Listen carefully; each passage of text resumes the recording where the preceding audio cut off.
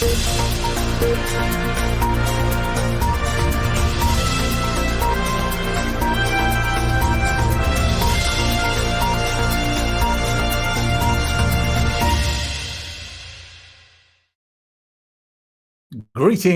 Sober Army. How are you? This is Craig Beck, aka the Stop Drinking Expert. Welcome into another episode of the Happy Sober Podcast.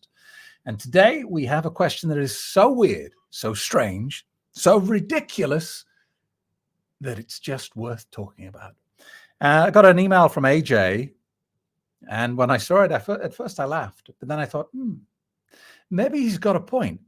Is there a surgical cure for alcohol addiction? Well, first of all, let's go into his email.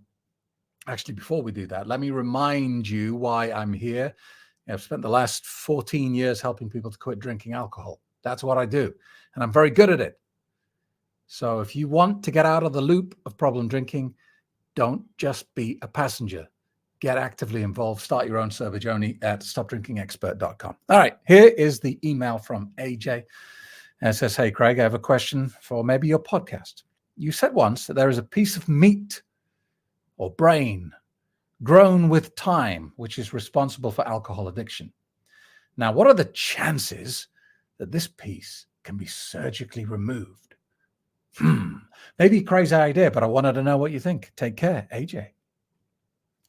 All right. First of all, where does this notion come from that there is a physical piece of meat inside your head that facilitates your drinking habit? This is what we know of the way the brain works. Okay. So you have two sections to the human brain. You have the conscious and the subconscious. All right. And they both do very different jobs. One is very vocal, but very weak. One is very powerful, but absolutely silent. Okay. So you have your subconscious mind, that's very powerful. It can do millions of things at any one moment, and it is doing right now without your input, without asking your opinion. In fact, it doesn't want your opinion. Do you really want to have to give your opinion about how fast your heart should be beating in every single moment of every day? Of course not. You'd be dead within seconds. All right. So your subconscious mind never speaks, never has an opinion, never judges, never questions, just does. All right. And that's a good thing and a bad thing, right? Because the programs that you put into your subconscious mind will run without question. So if you program your subconscious mind to be hideously overweight and unhealthy, that will be delivered to you. At no point will your subconscious mind jump in and say, hey, are you sure you need that fourth donut? It won't. It will just run the program. And the reason why is you need to think about the subconscious mind as a computer. All right. And computers don't have opinions. They just do what the program says, right? And they run them the same every single time. When you start up Microsoft Word, it doesn't start differently every time. It starts the same, doesn't it? And that's what these programs in your subconscious mind do. And what happens is with your conscious mind, which is very weak but very vocal, it's the shouty thing in your head that's always got an opinion, that's always making judgments, that's always criticizing you or criticizing other people. When you do something often enough with your weak and pathetic conscious mind, the subconscious mind goes, hey, give me that task. I'm going to make it automatic for you, so you don't have to think about it anymore. And it has to do that because the conscious mind is so weak, so pathetic, it can do one or two things at a time.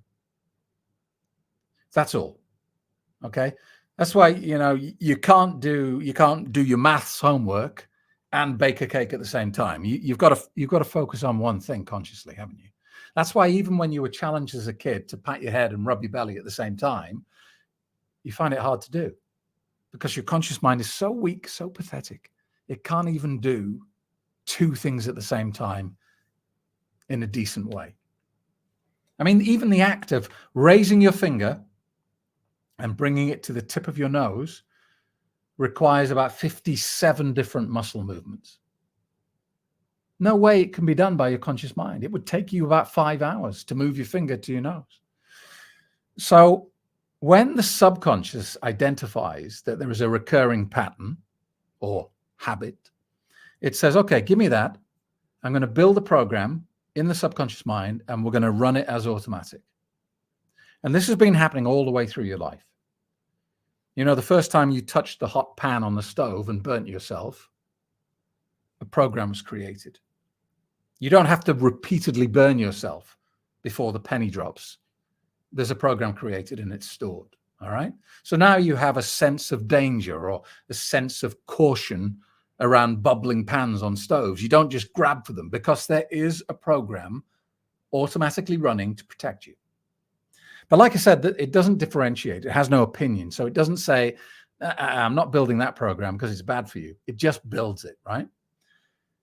Now, if you've been using alcohol addiction, if you've been using alcohol to deal with a specific problem for 20 years, it's almost guaranteed that you are no longer consciously making that decision. You are feeling that emotion, you are in that situation, and your brain goes, uh-oh, run the alcohol program. So for you, it could be, I don't know, you used alcohol to give you social confidence, help you deal with social anxiety. It could be you've been using alcohol to escape a terrible relationship that you're in and you can't get out of. If you've been doing that for a significant period of time, there is now a program in your head that does that. And it is a physical piece of meat. We know this from brain scans. And there's been some horrible experiments on monkeys where they've, tied the monkey's arm to his side for a whole year. And they've watched the part of the brain responsible for motor function in the, left-hand side of the body reduce inside, and the motor control function, brain activity grow on the right side. Lots of horrible experiments like that have demonstrated it. So we know that the brain physically creates tissue to run these programs. So back to AJ's email. AJ's saying, okay, if that's true, Craig, why can't we just take you into hospital, open your skull, cut out the bit of the brain that does the alcohol addiction program, and hey presto, alcoholic cured. And AJ, it's a crazy idea and it's a good idea, but it's kind of in the realms of science fiction, my friend. It's not possible. It would be nice if it was, but we don't know exactly where that piece of meat is. And we don't know, really how the brain works to that level that we're so skilled to be able to go in and cut specifically a certain thing out of it. And, our knowledge of how the brain actually works is pretty rudimentary, even as though we have all these stories about how marvelous medical science is. We're still pretty much novices in this area, and if we were able to do that, then we'd be able to fix everything, wouldn't we? If there was, if you went to the doctor and said, I feel very anxious in social situations. I just feel so nervous and I hate myself so much. They'd go, okay, let's get you into the hospital. We'll find that bit in the brain, just remove it, problem solved. They would do it for everything. It wouldn't just be about addictions, would it? Overeaters, people, morbidly obese people, they'd go, okay, let's just find out what, why your satiety control's all skew-whiff. We'll do a little tinkering. We'll adjust your satiety control in the brain, cut out the bit that's overactive, and hey presto, you'll be down to a size 0 within 3 months. But we can't do that. And there are various reasons why we can't do that. We can't do that because we don't know where we're going. We don't know where this piece of meat is. B, we don't have the skills to do it. And C, any sort of major surgery is best avoided. Surgery is always the last resort, really. They don't want to cut open you, especially your head. They don't want to cut open your head and fiddle about, because there's an inherent risk from having anesthesia. There's an inherent risk from touching the brain in any sort of form. So I can't see it happening in our lifetime, AJ, I'm afraid. It's a crazy notion, and I'm sorry not to give you a more positive answer, but it's not going to happen in our lifetime. And I don't think we're even thinking about how we'd do it at the moment. So nice idea, not going to work, I'm afraid. But the good news is we already know how to remove these pieces of meat from the head anyway. We don't need to cut into your brain to do it, because Pavlov, Ivan Pavlov, the Russian pseudoscientist, has already demonstrated this. You know, his experiment with the dogs. He would ring the bell, feed the dogs, ring the bell, feed the dogs. And eventually the dogs became conditioned to the bell. In fact, we do the same thing here. We have 6 cats that we've rescued, and they're always off in the fields killing mice and, you know, busy doing what cats do. And at feeding time, we ring a bell, and all the cats come running from the fields because they know the bell means food. Well, this is what Pavlov did, and this is the famous experiment. What people don't tend to hear about is what happened next with the experiment. And that's what Pavlov did. He stopped ringing the bell for 3 months, 4 months, and then rang the bell to see if the dogs would still respond like they used to do. And they didn't.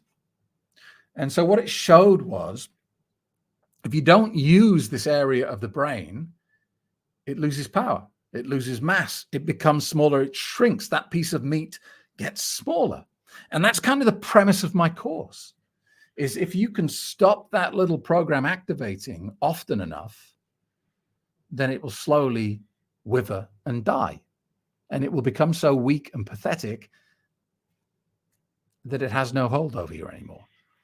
That's why willpower doesn't work and my system does work, because willpower relies on you using the weak and pathetic conscious mind to fight against the powerful physical presence of your subconscious mind. You have absolutely no chance of winning. It's just not a fair fight. If you're using willpower to stop drinking, you are repeatedly turning up to a gunfight with a knife. You are not bringing the right tools to the job. You have no hope of winning. You got to use some science here. You got to use some in-depth knowledge about what's really going on.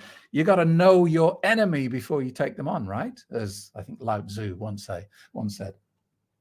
And that's what we do in the course at stopdrinkingexpert.com. So thanks, AJ. Crazy and wacky. I love it. And sorry not to give you the answer that you wanted, but keep them coming. Email me via the website, stopdrinkingexpert.com. Thanks a lot. See you soon.